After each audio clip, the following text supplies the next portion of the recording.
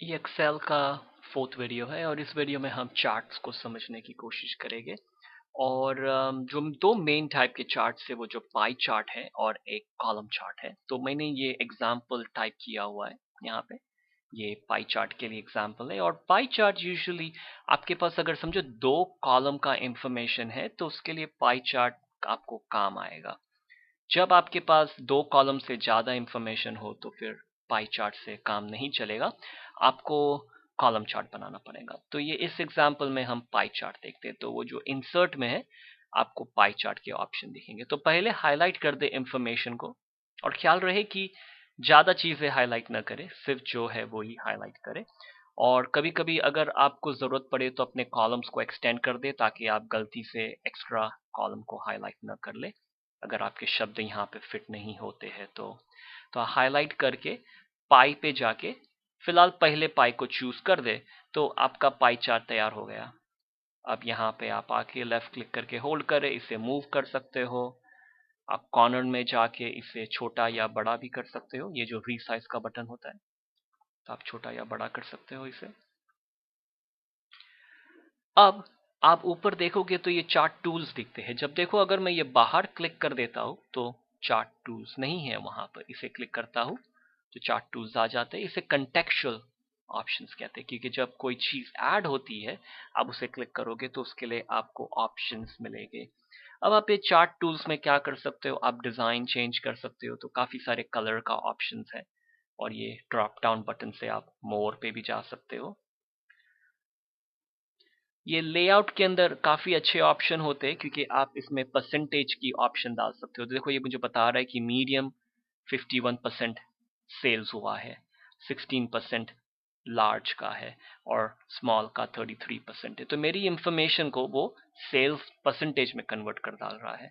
फिर ये फॉर्मेट है जो इस तरह से दिखाएगा और ये फॉर्मेट इस तरह से दिखाएगा। तो ये आप चूज कर सकते हो कि कौन सा फॉर्मेट आपके लिए अच्छा है, तो उसे लेआउट कहते हैं।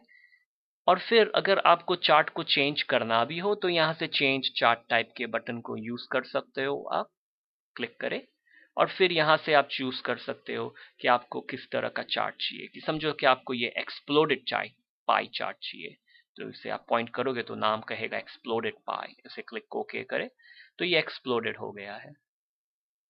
अब इसके यहाँ के आप लेफ्ट क्लिक करके मैं ज्वाइन करके अगर अंदर लाऊंगा तो ये फिर से ज्वाइंट हो गया। लेफ्ट क्लिक करके बाहर ले जाओ तो ये स्प्लिट हो जाएगा। या तो फिर चेंज चार्ट टाइप प्रेस करें, क्लिक ओके। इसे मुझे अभी को करीब लाना पड़ेगा क्योंकि मैंने उसे मैन्युअली स्प्रेड किया है। तो आप जो चेंज चार्ट टाइप से आप किसी भी चार्ट को आप चेंज कर सकते हो। आप कॉलम चार्ट भी बना सकते हो इसे।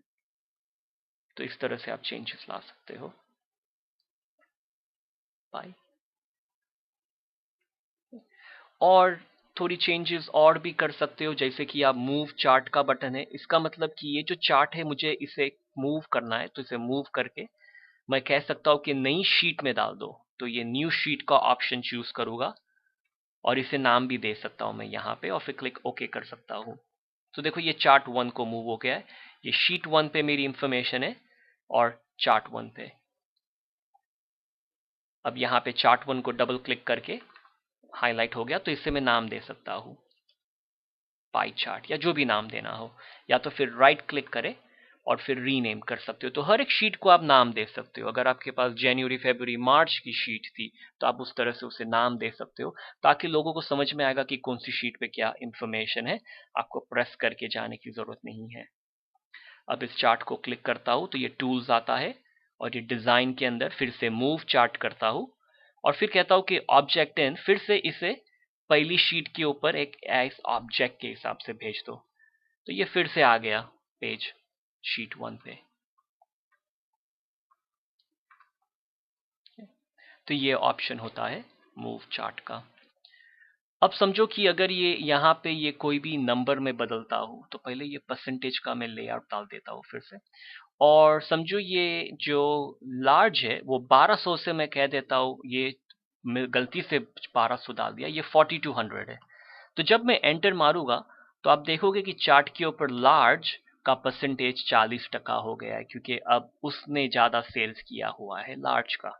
तो यहाँ पे जो भी चेंजेस आएंगे वो यहाँ पर आपको देखने मिलेंगे।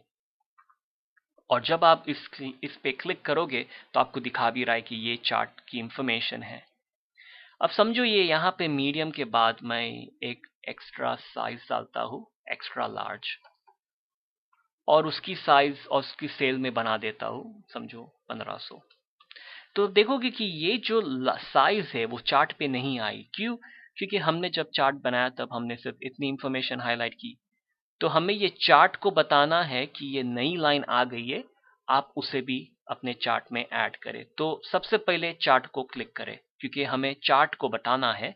तो ये बहुत इंपॉर्टेंट है कि आप चार्ट को क्लिक करें। अब ये कॉर्नर में देखो यहाँ पे लाइन है, जब मैं कॉर्नर में आता हूँ तो एक लाइन आ जाती है।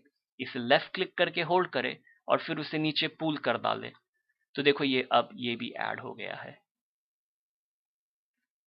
अगर ये तरीके से नहीं करना तो ये चार्ट टूल्स में डिजाइन में आपको एक सिलेक्ट डेटा का बटन दिखेगा। सिलेक्ट डेटा का मतलब जो आपकी चार्ट की इंफॉर्मेशन उसे चूज करे, उसे क्लिक करे और फिर आप जो चाहे उसे हाईलाइट कर सकते हो। क्लिक ओके कर दे तो अब फिर से 3 पे चले गया। सिलेक्ट डेटा करे, सभी चीज को हाईलाइट कर दे और कुछ करने की जरूरत नहीं है, राइट अवे हाईलाइट करना चालू कर दे। और काफी ऑप्शंस है यहाँ पे, मैं सिर्फ ये सिंपली इस तरह से ही करता हूँ और क्लिक ओके कर दे और आपका काम हो गया। तो ये था चार्ट टूल्स में डिजाइन का ऑप्शन। अब ये लेआउट में थोड़े और ऑप्शन है जो मुझे बताने, जैसे कि ये लेआउट में आप चूज कर सकते हो कि आपको चार्ट टाइटल चाहिए कि नहीं। तो मैं कह सकता हूँ कि नहीं चाहिए, तो अब नहीं है। आप कह सकते हो कि मुझे चाहिए अबाउट चार्ट, और फिर आप इसे भी डबल क्लिक करें और फिर आप जो भी कहना चाहो यहाँ पे टाइटल दे सकते हो।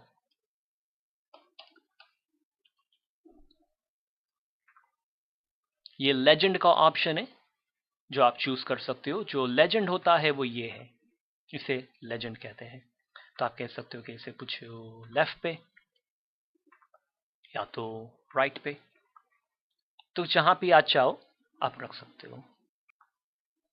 और उसके बाजू में ये डेटा लेबल का ऑप्शन है। इसका मतलब कि ये जो परसेंटेज के साइन है वो लेबल्स है, तो वो आपको अंदर चाहिए या बाहर। तो आप यहाँ पे आके आप कह सकते हो आउटसाइड डाल दो, तो ये बाहर आ गए।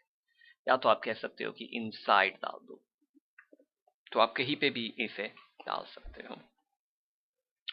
और फॉर्मेट में थोड़े ऑप्शन है। फॉर्मेट का मतलब कलर को चेंज करना, फॉन्ट को चेंज करना, तो वो सब फॉर्मेट के अंदर आते हैं। तो समझो कि ये जो बैकग्राउंड है व्हाइट कलर का, उसे मुझे चेंज करना है। तो उस पर क्लिक करके ये शेप फिल है जो बकेट का ऑप्शन है, यहां से मैं कोई भी कलर चूज कर सकता हूँ। तो जैसे पॉइंट भी करता हूँ तो देखो बैकग्राउंड में चेंज होने लग गया है। आप क्लिक करोगे तो एक्सेप्ट कर लेगा। और आप काफी टाइप की बैकग्राउंड डाल सकते हो। ग्रेडियंट फिल का मतलब कि कॉम्बिनेशन होते हैं कलर के, टेक्सचर्स होते हैं। तो आप जो भी टेक्सचर चूज करना चाहो वो चूज कर सकते हो। या तो फिर अपना ही कोई पिक्चर अपने कंप्यूटर से पिक्चर डाल सकते हो। तो पिक्चर को चूज करें और फिर जहां पे भी पिक्चर है उसे ऐड कर दो। तो इस तरह से आप पिक्चर भी डाल सकते हो। और फिर ये ऑटोमेटिक को कर दोगे तो ये फिर से व्हाइट बैकग्राउंड पे आ जाएगा। तो ये कलर का ऑप्शन है।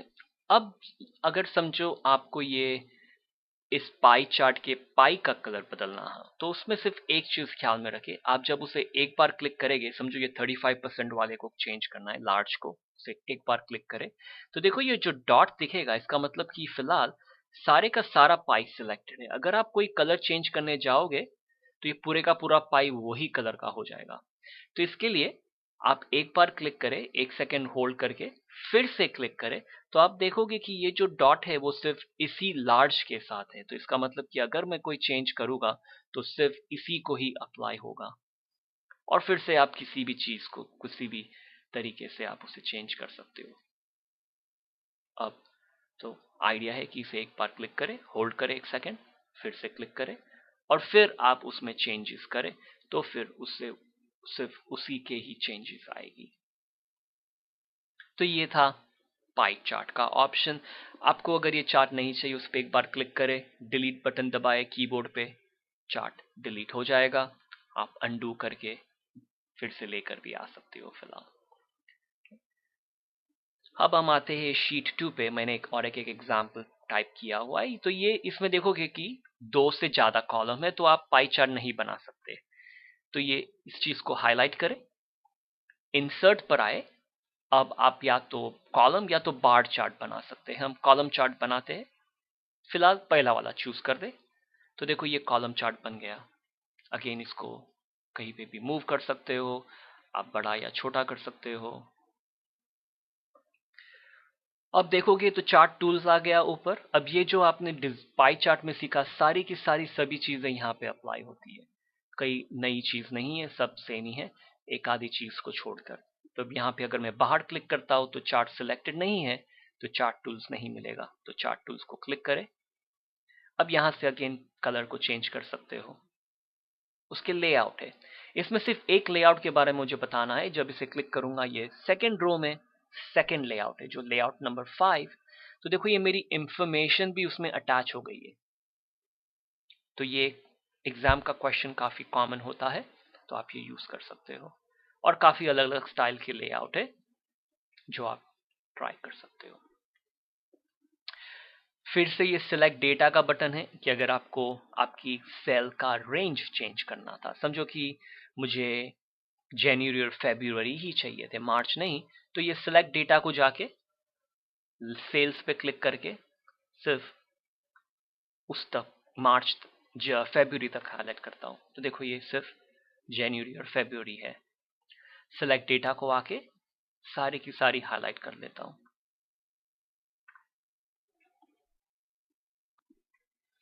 और यहां से आप ये चेंज चार्ट टाइप भी कर सकते हो।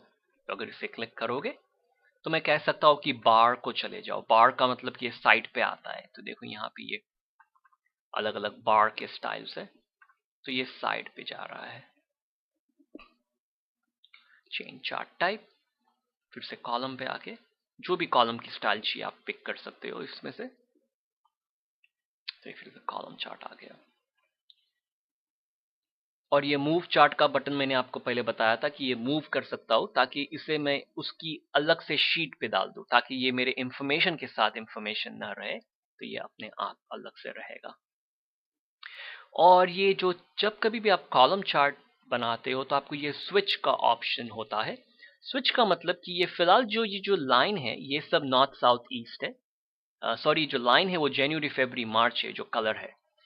तो इसे मैं स्विच कर सकता हूं। तो देखो ये अब ये नॉर्थ साउथ ईस्ट वेस्ट के हिसाब से दिखा रहा है। तो इसका मतलब कि अगर आपको आपका चार्ट रीजन के हिसाब से देखना है कि मंथ के हिसाब से देखना है, तो ये मुझे मंथ के हिसाब से दिखा रहा है।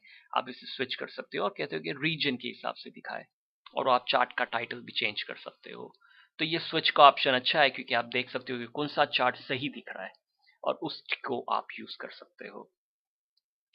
अब ये लेआउट में, चार्ट टूल्स के लेआउट में थोड़े से ऑप्शंस है।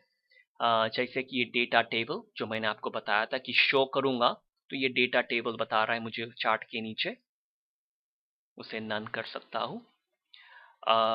यहाँ पे आपको ऑप्शंस होते हैं एक्सेस के टाइटल का, क्योंकि ये एक्स और वाई एक्सेस होते हैं, तो आप उसको लेबल कर सकते हो। अगर आपको यहाँ पे उसको लेबल डालना है तो वो कर सकते हो।